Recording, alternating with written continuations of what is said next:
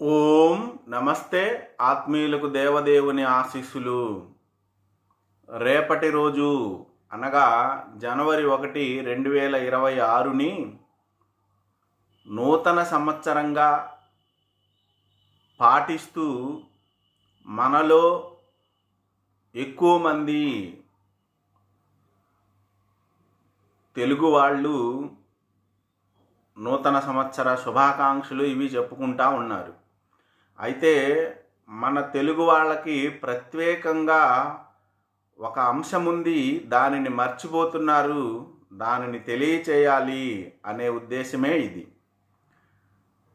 తెలుగు సాంప్రదాయంలో ప్రతి ఒక్క సంవత్సరానికి ఒక పేరు ఉంటుంది.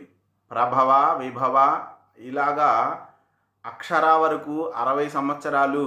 ఈ 60 సంవత్సరాలు పునరావృతం అవుతాయి. ప్రస్తుతం ఉన్న సంవత్సరం పేరు విశ్వావసు, ఇది 39వది. తదుపరి రాబోయేది పరాభవ. మరి జనవరి 1కి ఈ విశ్వావసు పూర్తయి పరాభవ సంవత్సరం వస్తుందా? తరువాత మనకి చైత్రము, వైశాఖము, జ్యేష్టం, ఆషాఢం, శ్రావణం, భాద్రపదం, ఆశ్వీజం, కార్తీకం, మార్గశిరం, పుష్యం, మాఘం, పాల్గొనమని సంవత్సరానికి 12 నెలలు మనకున్నప్పుడు వీటిల్లో ప్రస్తుతము పుష్యమాసం నడుస్తోంది. 12వ నెల అయిన పాల్గొనం పూర్తి అవ్వటం లేదు. ఇది ఒకటి గుర్తుపెట్టుకోవాలి. తరువాత వసంత ఋతువు, గ్రీష్మ ఋతువు, వర్ష ఋతువు, శరద్ ఋతువు, హేమంత ఋతువు, శిశిర ఋతువు అని సంవత్సరానికి 6 ఋతువులు ఉన్నాయి. వీటిల్లో ప్రస్తుతం హేమంత ఋతువు నడుస్తూ ఉంది.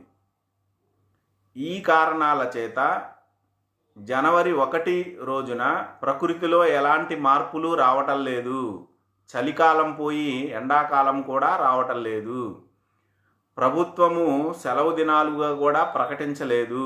కొత్త విద్యా సంవత్సరం కానీ, కొత్త వ్యాపార సంవత్సరం కానీ ప్రారంభం అవ్వడం లేదు. కేవలం 2025 నుంచి 2026 అనే సంఖ్య మారుతోంది. దీనినే మనం కొత్త సంవత్సరంగా మరి పాటిస్తూ ఉంటే మన సొంతదైన ఉగాది, దీనిని కొత్త సంవత్సరము అని మర్చిపోతున్నాము. ఇది గుర్తెరిగి మన సంప్రదాయాన్ని గౌరవించే వారితోనే ఇతరుల సంప్రదాయాన్ని మనం గౌరవిస్తూ నడుచుకోవాలి. ఎవరిది వాళ్ళు పాటించుకోండి.